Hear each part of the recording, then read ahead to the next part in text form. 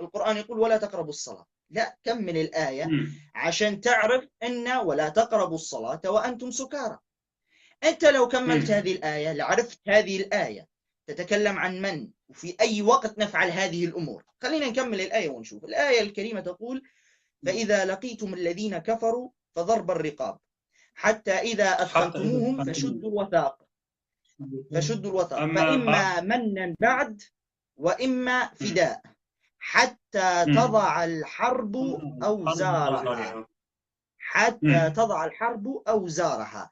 هنا النقطة مم. المهمة، حتى تضع الحرب أوزارها. وأنت تعرف إن حتى في اللغة العربية هو حرف جر يدل على الانتهاء، بمعنى ما دام مم. انتهت الحرب كل ما سبق انتهى.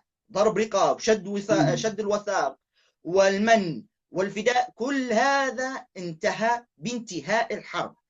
فالآية الكريمة مم. تتحدث في ساحة المعركة وليس في كل الحالات، إنما تتحدث عن أرض المعركة. وبالطبع في أرض المعركة الله لن يقل لنا خذوهم بالأحضان، لن يقل لنا ضيفوهم في البيوت، لن يقل لنا قبلوهم. بالطبع مم. سيقول ضرب الرقاب، لأن إذا لم تضرب مم. رقبته سيضرب هو رقبتك. وطبعا ضرب الرقاب هنا كناية عن القتل، لأن هذه الآية نزلت في غزوة بدر، وأيضا في غزوة بدر لم يتم ضرب رقاب جميع المشركين، لكن فهموا الصحابة المقصود بالآية إذا قابلك هذا المحارب تقتله كما هو يريد قتلك. مم. هذه النقطة الأولى. الثانية أن هذه الآية تدل على رحمة الإسلام. أين؟ سأقول لك.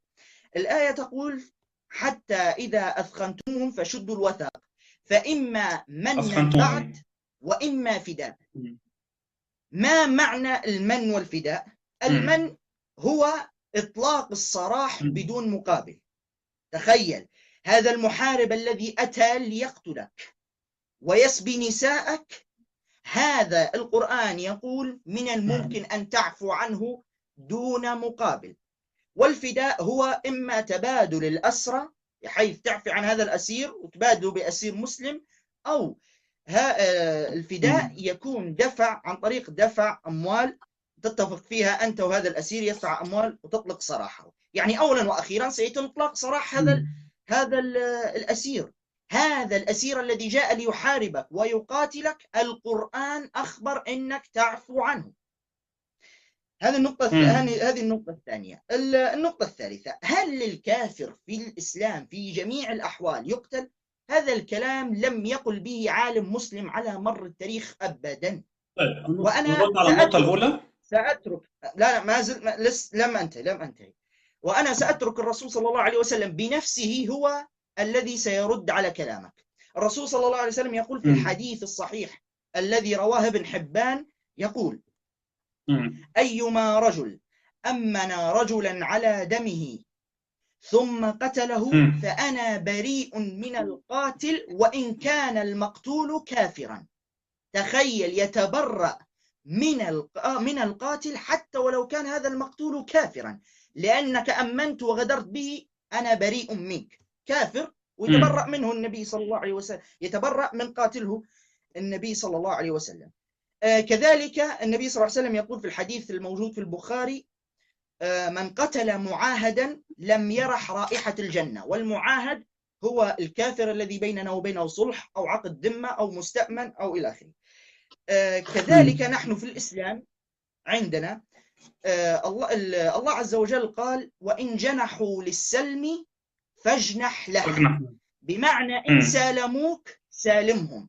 وكذلك في سورة التوبة يقول فما استقاموا لكم فاستقيموا لهم، فإن استقاموا معنا نستقيم معهم الكفار، وإن سالمونا نسالمهم الكفار بحسب القرآن الكريم. مم. هذه النقطة. كذلك لو كان الكافر يقتل في جميع الأحوال، لماذا النبي صلى الله عليه مم. وسلم عندما دخل لمكة لماذا لم يقتل جميع الكفار؟ بل النبي صلى الله عليه مم. وسلم في الحديث الصحيح دخل إلى مكة وقال من دخل دار أبو سفيان فهو آمن، ومن دخل فهو داره آمن. فهو آمن. والحديث الموجود في صحيح مسلم في كتاب مم. السير والجهاد يقول إيه، ومن عرفوا ألقى عرفوا. سلاحه فهو آمن، ومن دخل المسجد الحرام فهو آمن. يؤمن من؟ يؤمن الكفار، يؤمن الذين طردوه من بلاده، مع ذلك يؤمنهم. طيب لو كان المقصود بقتل الكافر في جميع الأحوال فلماذا لم يقتلهم النبي صلى الله عليه وسلم هنا؟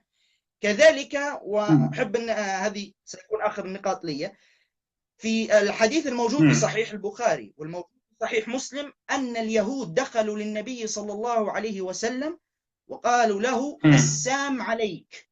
يهود دخلوا للنبي صلى الله عليه وسلم وقالوا السام عليك، يعني الموت عليك. فردت عليهم السيدة عائشة وقالت السام عليكم واللعنة عليكم. فالنبي صلى الله عليه وسلم ماذا قال لها؟ قال رفقا يا عائشة، إن الله رفيق يحب الرفق.